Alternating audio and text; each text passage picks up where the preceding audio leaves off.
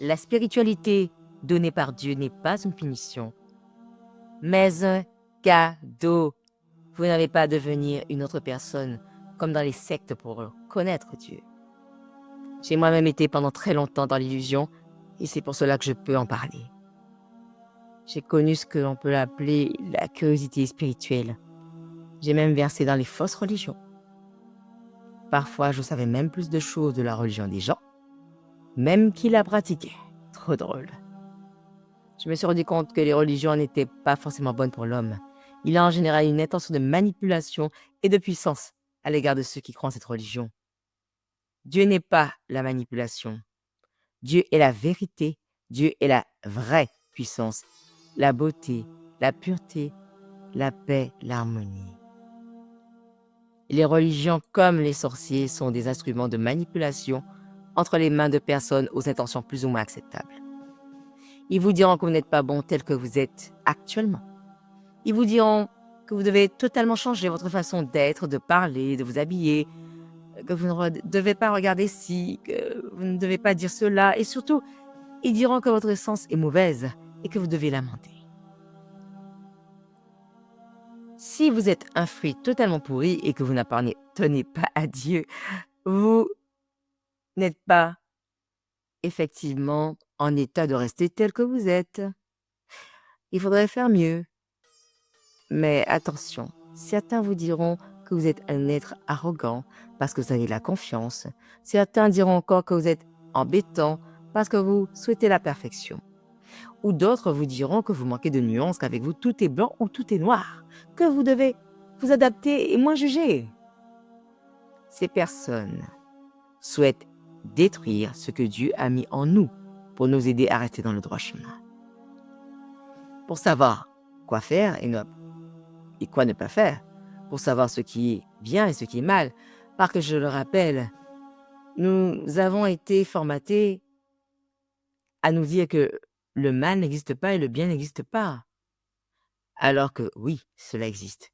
Si nous nions une vérité, peu importe, si elle est là, nous ne la verrons pas.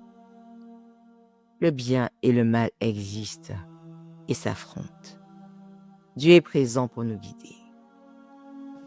Voilà pourquoi nous n'avons pas besoin de passer par des intermédiaires pour nous dire quoi faire et quoi ne pas faire.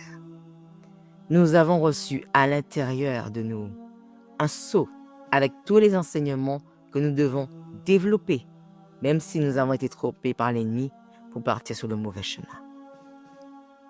Quand j'ai quitté les faux dieux, je me suis dit où je vais aller pour savoir ce que Dieu attend vraiment de moi. Et devinez quoi? Par ignorance, j'ai été sur Internet pour faire des recherches. C'est à la fois le pire endroit et le meilleur où aller. Ceux qui diront la vérité sont très peu nombreux. Et même parfois en écoutant la vérité, il y aura quand même un ressenti de gêne. Parce que ceux qui vous la diront ne seront pas aussi parfaits qu'ils essaient de le faire croire. Certains essaieront de vous vendre tout et n'importe quoi. Rappelez-vous, un bon menteur est celui qui amène toujours un fond de vérité avant de développer son mensonge. Un bon vendeur est un vendeur de mauvais mensonges. Je viens vous prévenir, même si on vous a laissé dans le noir, Dieu ne permet pas de laisser les autres dans l'ignorance qui peut les détruire. Ma mission est de rendre compte de mes expériences, aussi mauvaises soient-elles, pour que personne ne puisse tomber dans ce piège. J'ai très mal vécu, dans le péché, comme on dit, mais j'ai toujours su qu'il y avait quelque chose qui n'allait pas.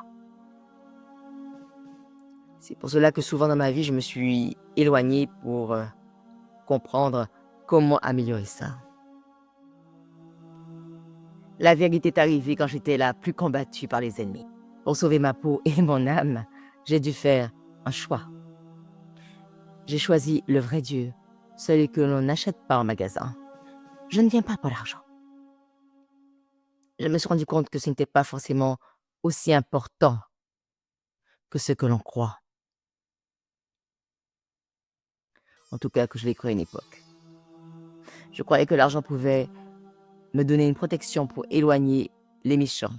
Mais la seule solide protection dont j'ai besoin, c'est Dieu. pour lui rendre hommage et le remercier de m'avoir sauvé, je me dois de dire la vérité et de transmettre son message.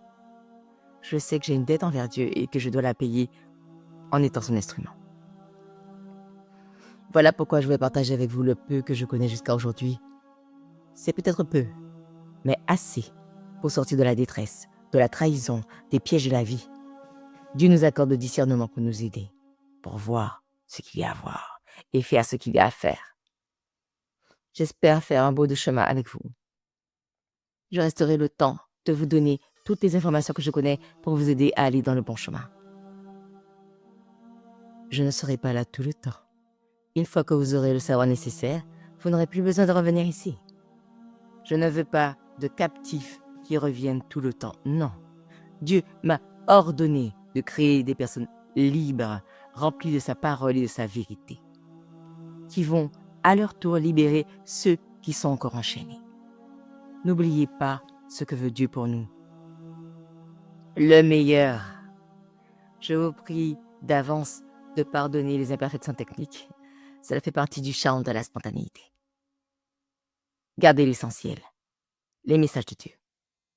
Pour accorder un temps à Dieu malgré nos activités, j'ai privilégié des messages courts. Par la suite, si vous le souhaitez, je pourrai développer les différentes thématiques plus longuement avec des récits d'expérience. Non pas de témoignages, nous ne sommes pas au tribunal ou dans d'autres endroits où on fait des témoignages. La sentinelle de l'âme a pour vocation d'être le gardien qui veille, de jour comme de nuit, pour prévenir des dangers. Que Dieu garde notre âme, notre corps et notre esprit. Nous allons monter ensemble, du plus bas au plus haut.